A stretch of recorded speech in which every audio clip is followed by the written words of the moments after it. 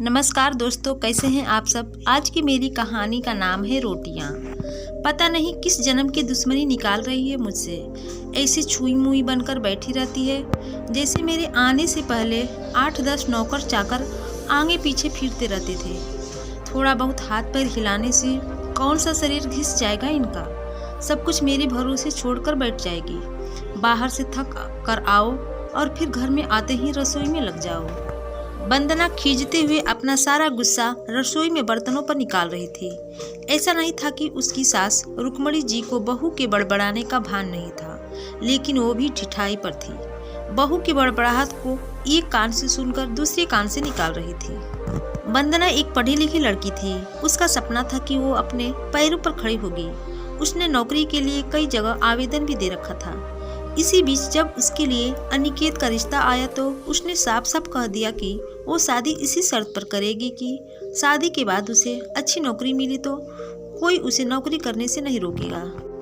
आखिर इतना पढ़ने लिखने के बाद वो घर पर नहीं बैठ सकती। अनिकेत और उसके घर वालों को इस बात से कोई आपत्ति नहीं थी कि उनकी बहू नौकरी करेगी, इसलिए दोनों तरफ से खुशी खुशी ये रिश्ता हो गया। शादी के कुछ दिनों बाद ही वंदना का ज्वाइनिंग लेटर आ गया। जिस दिन वंदना ने अपने ससुराल वालों से कहा था कि वो अब नौकरी करेगी, तो उसकी सास रुक्मणी जी ने सारे परिवार के सामने कह दिया था, बहू नौकरी करे, इससे मुझे कोई आपत्ति नहीं है। मैं ये भी नहीं कहूँगी कि वो पहले सारे घर का काम करे फिर नौकरी पर जाए, लेकिन मैं भी अब पहले की तरह पूरा घर नहीं संभाल सकती। मुझे सब कुछ मंजूर है, लेकिन मुझसे ये उम्मीद मत करना कि मैं बहू को रोटियां बनाकर खिलाऊंगी। मुझे पता है कि अगर मैं एक बार इस भंवर में फंस गई तो जिंदगी भर नहीं निकल पाऊंगी। उस वक्त सबको रुक्मणी जी की बातें सुनकर हैरानी तो हुई थी। उनके पति ने ये भी कहा था कि मुझे नहीं पता था कि मेरी सीधी सरल पत्नी भी सास बनते ही अपना रूप बदल देगी। लेकिन इन सब बातों का रुक्मणी जी पर कोई असर नहीं हुआ। वो तो अपनी जिद पर अड़ी थी। खैर, वंदना को तो नौकरी करनी ही थी, क्योंकि घर के थोड़े से काम के लिए वो अपनी इतनी अच्छी नौकरी तो नहीं छोड़ सकती थी। वहीं उसके पति और ससुर जी ने भी नौकरी की इजाज़त दे दी थी, तो वो फिर कहाँ रुकने वाली थी। इस समस्या का ये हल निकाला गया कि घर के कामों के लिए एक काम वाली और खाना बनाने के लिए कुक रख ली गई। खाना बनाने वाली सुबह और शाम का खाना बनाकर चली जाती। वंदना का काम था ऑफिस से आकर बस खाना परोसना। यूं ही दिन निकल रहे थे। वंदना की शादी को 2 साल हो चुके थे। अब तो वंदना और बाकी सब घर वालों को इस रूटीन की आदत हो गई थी। लेकिन मुश्किल तो तब होती थी जब कभी खाना बनाने वाली छुट्टी ले लेती थी। ऐसा ही कुछ दिन इन 2 दिनों से हो रहा था, जिस कारण से वंदना खिंची हुई थी। ऑफिस से आकर रोटियां बनाना उसे बहुत बड़ा बोझ लगता था। वैसे तो रुक्मणी जी इन दिनों में सब्जियां काटकर बना देती थी, लेकिन बहू के ऑफिस से आने के बाद रसोई में झांकती भी नहीं थी। उस समय वंदना को अपनी बैठी हुई सास बहुत चुभती थी। वो बड़बड़ाती रहती और रोटियां बनाती रहती। बाद में अपनी माँ से फोन पर भर भर शिकायत करती, जिसके बाद उसे थोड़ा सा सुकून मिलता था। कुछ दिनों बाद वंदना की भाई की शादी भी तय हो गई। वंदना की होने वाली भाभी भी नौकरी पेशा था।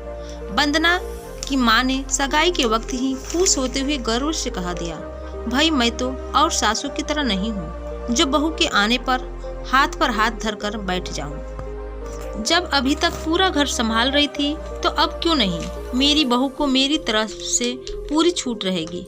जब एक माँ अपने बच्चों को रोटियां बनाकर खिला सकती है तो बहू को क्यों नहीं खिला सकती। बहू तुम निश्चिंत होकर नौकरी करना, रसोई मैं संभाल लूंगी। वंदना की माँ के उच्च विचार सुनकर उसकी होने वाली भाभी का पूरा परिवार और खुद वंदना भी गदगद हो गई। वाह माँ, आप कितने बड़े दिल की हैं। काश मेरी सास भी आपकी तरह होती, लेकिन मेरी किस्मत में ये सुख कहाँ। मेरी सास को तो बस हुक्म चलाना आता है। मुझे गर्व है कि मेरी माँ इतने खुले विचारों की है। अपनी चिड़चिड़ाहट निकालते हुए वंदना बोली। कुछ दिनों में ही वंदना की भाई की शादी हो गई और कुछ दिनों बाद ही वंदना की भाभी ने अपनी नौकरी ज्वाइन कर ली। वंदना की माँ भी अपनी बहू को हथेलियों पर रखती थी। सुबह उसका नाश्ता, टिफिन, फिर रात का खाना भी तैयार रखती थी। अपने हाथों से परोसकर सबको खाना खिलाती थी।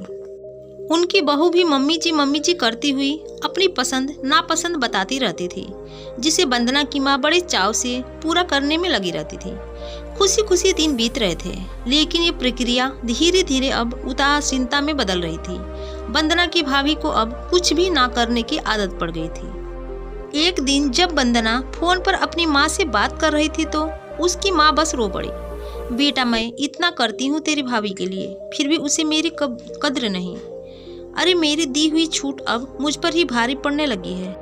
क्या हुआ माँ, आप ऐसे क्यों बोल रही हैं? आप तो भाभी का मुझसे भी ज्यादा ध्यान रखती हैं। क्या भाभी ने आपसे कुछ कहा है? वंदना बेचैन होती हुई पूछने लगी।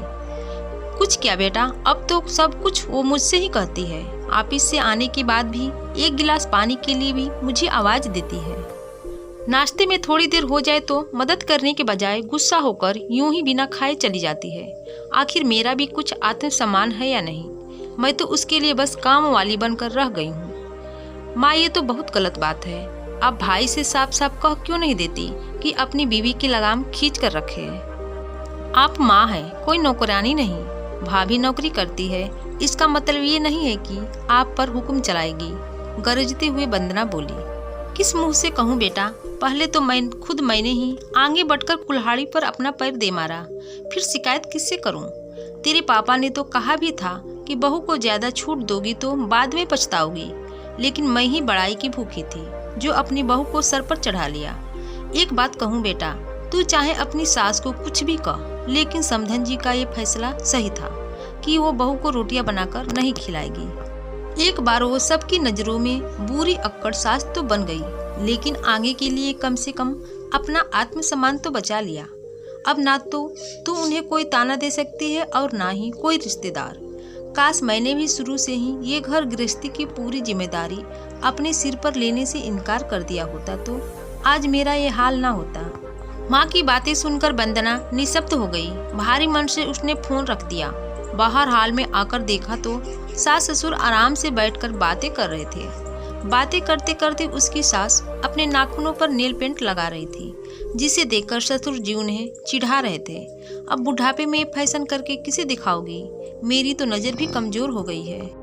किसी को नहीं दिखाना मुझे, मैं तो अपनी खुशी के लिए लगाती हूँ। सारी उम्र तो घर गृहस्थी में उलझी रही, अब अवकाश का वक्त आया है तो अपने शौक तो पूरे कर लूँ। पता नहीं कब भगवान के घर से बुलावा आ जाए। वंदना की सास मुस्कुराते हुए बोली।